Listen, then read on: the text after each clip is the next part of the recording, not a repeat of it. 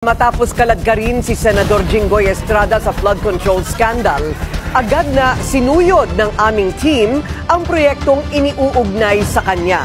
Ang aming naabutan, proyektong literal na guni-guni lamang. Narito ang exclusive agenda report ni Joash Malimban. Si Senator Jinggoy po ay nagbaba ng 355 million ngayong 2025 sa mga ilang projects sa Bulacan.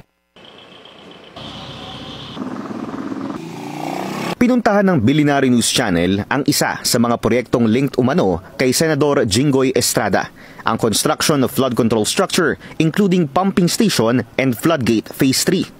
Ayon sa datos ng DPWH, matatagpuan ito sa Barangay Mayto sa Kalumpit, Bulacan.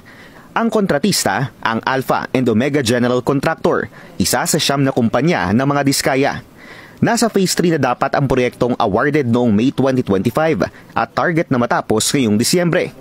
Nagkakahalaga raw ito ng halos 57 million pesos. Pero nang puntahan namin ang proyekto, walang phase 3 dahil ang naunang proyekto na sinimulan last year, sheet piles pa lang ang nakalatag hanggang ngayon. Walang kahit isang pumping station at walang floodgate. Ang kontratang ito, hawak din ng mga diskaya sa halagang 92.6 million pesos. Walang date started at target completion date na nakalagay sa physical banner sa project location. Pero base sa datos ng DPWH, tapos na dapat ito Abril ngayong taon. Nakausap namin ang backhoe operator na nasa project location. Kwento niya, August 30 raw natapos ang kontrata ng Alpha and Omega para sa 92.6 million peso project na ito. Ngayon, nagsisilbi na lang silang tagabantay ng mga materyales dahil wala na raw budget na naibigay para ituloy ang proyekto. Kailan po nawala po yung budget? Ay, hindi ko lang alam kung paano nawala yung budget na yun.